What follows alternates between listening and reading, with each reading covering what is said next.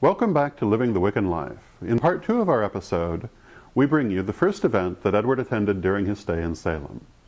A presentation on traditional Stregheria by Leanne Marrama of the Trinoctian Road. Welcome. Very few people I've read this story. Diana is your patron also. Diana, Italian, Roman deity, goddess of the moon. She created all the fairies. There is a legend that says that Diana descended upon the earth and created all the fairies, the goblins and the little people. Diana, if you're reading Leland, has a very controversial story. That Diana appeared to her brother Lucifer as a cat and created Aradia, her daughter. Diana wasn't milksop. She was about love, but the more I read, I realized that Diana actually wasn't going to put up with anything. She wasn't going to put up with any injustice. So a lot of the theme that you have in Strega is justice. Whatever you do is with justice. And if you continue to read, even the call of Diana into Circle, it is done with, she protects the underdog. She was the patron of thieves. And there's another goddess, my favorite. She's considered a minor goddess. She was of money and of gamblers, and like thieves and poors. Her name was Laverna. Laverna has a wonderful story. She loved to seduce men and promised payment on several different houses and different objects. And her promise was, I'll pay you back. And if I don't, I shall offer you my head. And to someone else, she offered her body. So interchangeably, when she was called to task by the people of the town, she made her head disappear. So there was no head to take. So with that, the gods named her the patron of thieves and robbers. So on that vein, we all need money, don't we? And basil in itself draws in money. You can take basil baths. Or this is actually something that Laurie Bruno, who was also a very well-known Strega in the area, and also my grandmother. I didn't understand why my grandmother used to put basil in her shoe. I thought it was a thing to make your shoe smell better when I was little. Well, actually, if you put the bay leaf in your shoe, pointing outwards, so you draw in the wealth, it should help take care of debt. And any financial issues. Here, when you're working with Strega, a lot of people still hang on to the Catholic saints, like Saint Michael. This is a particular favorite of mine. I love Saint Michael. Saint Michael, even in the Wiccan culture, in ceremonial magic, he's called into quarter. I call Saint Michael the goddess's hitman. If you really need something taken care of, if you really want some justice done, what you do is you put a piece of paper, or you work with Saint Michael. He'll eliminate any issue in your life. So even let's say if there's things you want to take care of your body, weight, health issues, you can give it to Saint Michael and he cuts it out with his sword. We're going to do a little spell right now with Saint Michael. On a piece of paper, I want all of you to focus on things you don't need in your life. And remember, anything you do with justice and with fairness. Okay?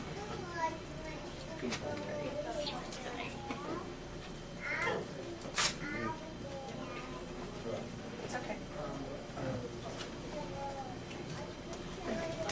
I was on the phone the other day with who I like to call Laurie Bruno, and we were discussing about getting rid of some people we don't need. And I would love to share this spell with you. It's hysterical. We had discussed of cutting people into toilet paper pockets. And then you wipe your butt with them and flush them down the toilet. That's one really great way of getting rid of people you don't need. Or you give it to your cats.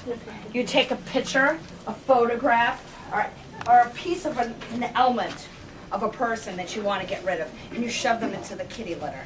You never have to do a thing. you let your cat do the work. Oh, okay, everyone, write a name down. Who needs a pen? Names are things, right? Names or things. Something we can do Names. without. We can do a whole bunch of stuff. You can put more than one thing, because what I'm going to do is I'm going to give it to St. Michael tonight, but I'll burn it in my crock pot when we get home. When I get home. Now I have a couple of my friends here joining us for class. Nathaniel is one of them, and he was kind enough to make a fine rue in his yard.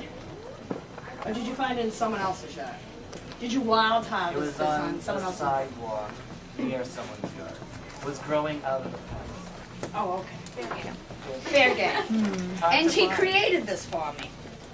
It's made with olive oil, which is a wonderful spell. Olive oil is a great mixture for any spell. And, go ahead. What is rue? Come and sit. What is rue? Go ahead, rue it. Rue is where you get the form of the spades suit in the cards, because the leaves they splay out into 3 pieces, like the clubs. Yeah, like a spade, and that's where you get it from. What it was originally used for, we go back to the Romans. They were artists, and you would eat rue as a way to reduce strain in your eyes. So we would eat a bunch of it, and their eyes would never get tired. Where does it grow? It's a perennial. It's like an evergreen, and it makes a nice hedge. So you can grow it around here? Yeah, you can go around here. It's also used by the Catholic Church as a blessing tool because it was called the herb of grace. So it's a herb of protection. You can also eat it, but you don't eat the whole thing. You eat just a couple sprigs, and it cures headaches and reduces eye strain, so it clarifies your vision. I personally use rue as an element for protection. I use this oil on my wrist when I feel like I'm going to be in a situation where somebody would wish me harm. Or, Where you want to see the truth. yes, on your third eye to see the truth. But if you'd like to all line up, starting with Dolly, going around, place this here And it's bitter.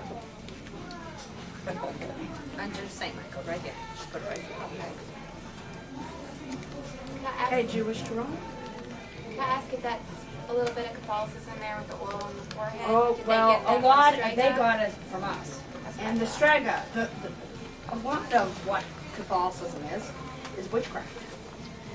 They got the incense from us. They got everything. Holidays. Holidays. Almost every holiday. Their whole religion is based on witchcraft. And the reason why they do that, the Catholic Church, is this is our third eye, and they know it's a third eye. Of course they would bless someone's third eye. We know that to be the third eye. That's why in a lot of books, I put lavender after I'm reading, like crazy this Saturday. I go home, I put lavender on my third eye and on my wrist. But here I'm doing this as an essence to stomp out and protect Dolly here from her issues.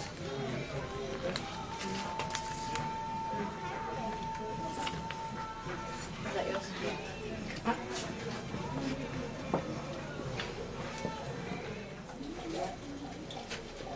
Yeah? Okay. Another thing to protect us from jealousy is the color red. You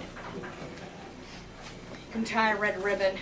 I don't know about you, my grandmother when I was born had a red ribbon on my diaper to protect us from the evil eye. But together, I want everyone to throw their right hand forward towards St. Michael. Protect us. Repeat after me. Protect us. Protect us. Eliminate what we don't need. Eliminate what we don't need. Cut out what we can't see. Cut out what we can't see. So mote it be. So mote it be. Yay. Okay. Over here, we have a simple lemon.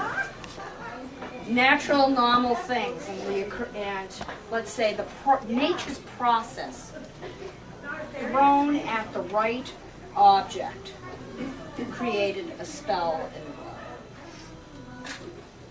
The proper witch will stare at a tree and say, when that apple falls from that tree, my spell is undone. I didn't know what my grandmother was doing with lemons when she was stabbing them with pins and letting them dry. Well, she named them. These lemons were named. They were people. This was Helen.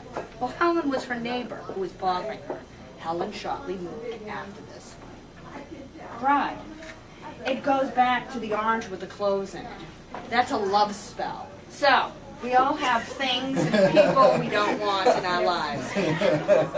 So, everyone take a turn and stick this orange, yeah, an orange is for love with cloves in it. This is banish. Banish something you don't want. Christine Peter, Lafayette. The white pizza. There you go. You hang this in your window, you use this. You know what? It smells so good. It smells so It good. smells How can so it be good. bad? So how can it be bad? There's so many things that we do on a daily basis that have magical significance. Let's say we're making a pot of gravy. By the way, I call it gravy. It's not sauce. And it's the way you stirred it. You put the spell right in there with the energy and the motion of stirring the pot. Because there was no cauldrons, please. They were big cast iron pots. And people ate dinner in them. But if you wanted extra peace in the house that night, there were ingredients added to manifest control. Rose water was something that my grandmother added to cookies. I didn't know why. It didn't have much of a taste. It was only a drop. But I learned later that that essence brought peace. It brought love. I hope that you've enjoyed this episode of Living the Wiccan Life. Join us next week when we'll bring you more of our coverage of Halloween in Salem.